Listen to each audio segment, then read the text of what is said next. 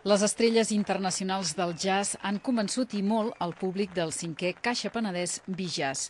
Obria el foc la Kyle Eastwood Band, la banda del fill del director de cinema i tot un virtuós del baix elèctric i el contrabaix, així com un compositor de gran talent. A Vilafranca, Eastwood bàsicament va tocar temes del seu darrer treball, que té poc més de 2 mesos de rodatge, Songs from the Chateau. Divendres a la tarda, en les proves de so, ens explicava que fa un jazz eclèctic, amb moltes influències. És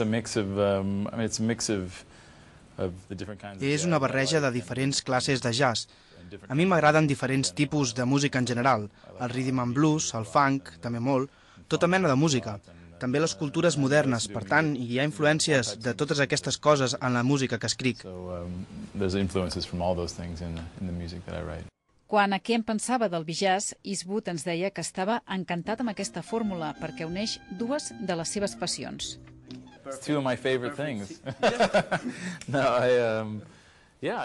Són les meves dues coses preferides. Crec que és molt interessant. Els vins espanyols són dels millors i penso que és fantàstic unir dues de les millors coses de la vida.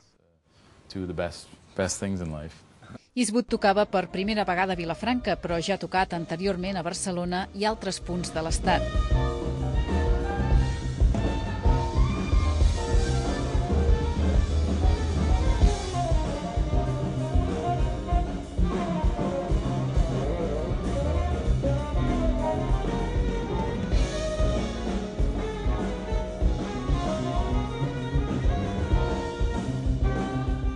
Un altre dels músics que ha tocat és el saxofonista Llibert Fortuny, acompanyat per Perico Sambet Quintet, dos grans músics de casa nostra. Llibert Fortuny ha valorat positivament aquesta fórmula que permet apropar la música al poble. Jo veig molt bé el fet de que hi hagi diferents escenaris, de que sigui obert, de que la gent pugui venir, seure's. T'assegures una mica que la gent, quan es vol aixecar marxa, si li agrada, es queden i ningú els força res. Vull dir que també és una manera d'apropar la música d'una manera molt directa al poble. Vull dir que és una gran iniciativa per mi. Dissabte a la nit el bijazz va estar a punt de morir d'èxit.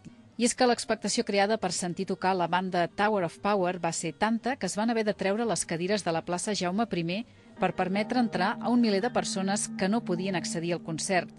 I és que aquesta banda de funk i soul té una intensa presència als festivals de jazz internacionals, però aquesta serà la seva única actuació a l'estat espanyol aquest estiu.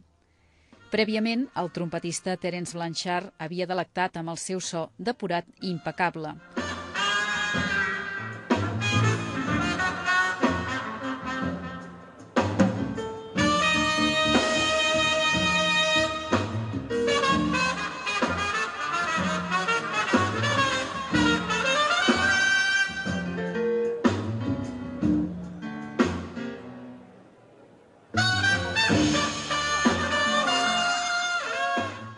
Diumenge, el saxofonista nord-americà Branford Marsalis va posar el punt i final a l'escenari principal del bijazz.